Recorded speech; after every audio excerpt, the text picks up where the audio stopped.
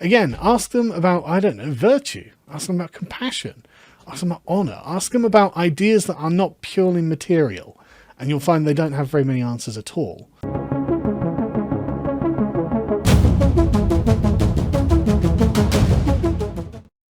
As a conservative, your first principle should be virtue, not freedom. Why, as a conservative, should you prioritize virtue?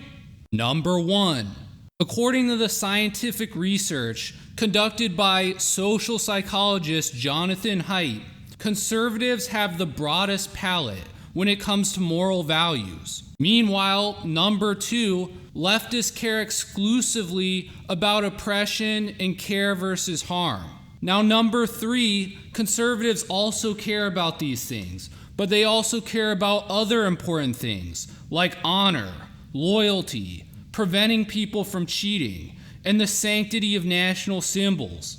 Number four, only a virtuous culture will value all of the moral beliefs that conservatives believe in. Number five, people who ignore virtue and only care about things like oppression or care versus harm end up believing ridiculous things. So my opening statement would be that I would say that incest is a morally neutral action like any other sexual activity, assuming no one else is getting hurt. Now, your response to this so far may be, but I love freedom. That's great, because freedom pairs perfectly as a second principle of virtue. This is because, number one, virtuous people can be trusted with greater freedom without risk of them cheating, abusing vices, or becoming greedy. Number two, therefore the cost of policing a society of virtuous people is significantly lower. Number three, American culture and society was at its best when it emphasized not only a libertarian government, but also Christian virtue. Number four, when Americans became more individualistic and less virtuous, prison populations skyrocketed, drug addiction rates rose, families broke apart, and income inequality became completely out of control. But why not freedom as the first value, though? Well, number one, if individual preferences are more important than social obligations, then virtues cannot exist. Number two, for the truly virtuous man, there is no such thing as a conflict between doing what is right and doing what he wants, because he enjoys doing the right thing.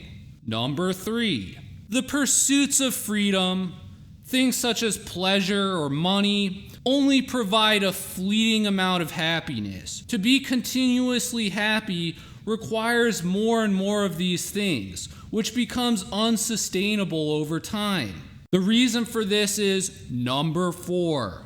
The pursuit of pleasure in money is known as the hedonic treadmill. It is called that because it does not lead an individual to happiness, just cycles of endless misery. Number five, if you instead value the virtue of your own character, you will always be happy, and no one can ever take that away from you.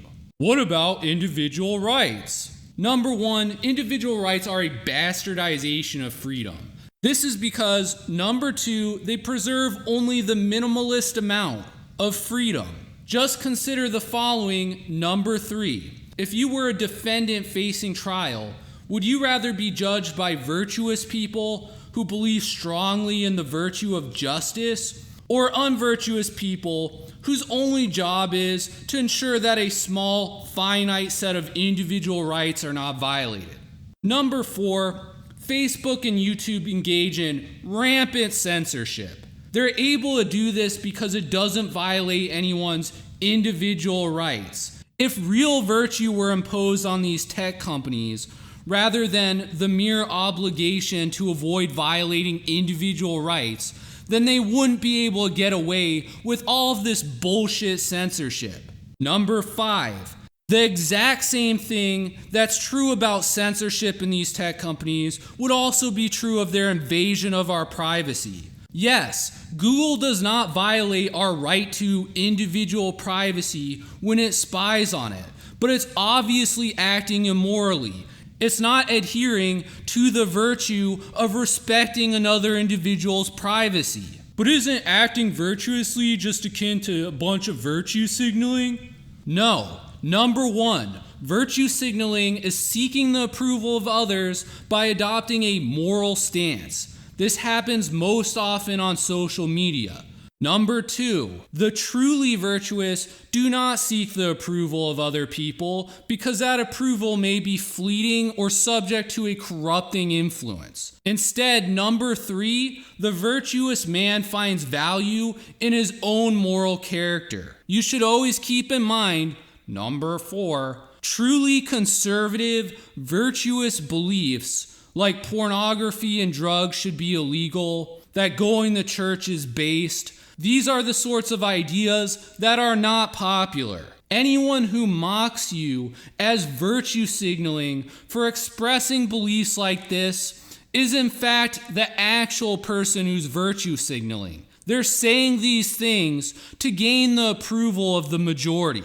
Can I be virtuous as an atheist? Number one, religion is the easiest way to be virtuous because you know your character will be judged in the afterlife. You will also surround yourself with other people who are at the very least trying to be virtuous, and you can help each other out.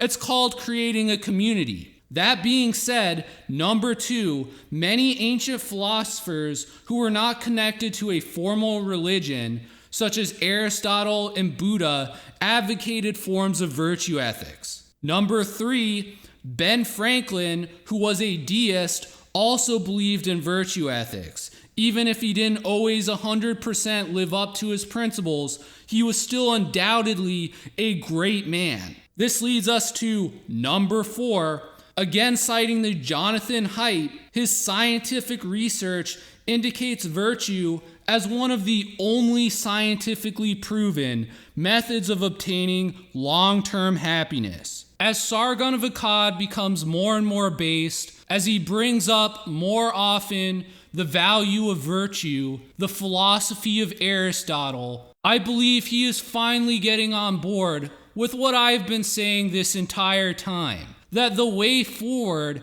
for conservatives in the West is through an embrace of virtue as the first principle. Freedom can be a good complement to virtue, but only when it's subservient to it. Anyways, if you've made it this far on the video, you have my compliments. Philosophy videos are the hardest type to get views on my channel. So if you liked it, please give a like, and if you're not subscribed to my YouTube channel, please subscribe.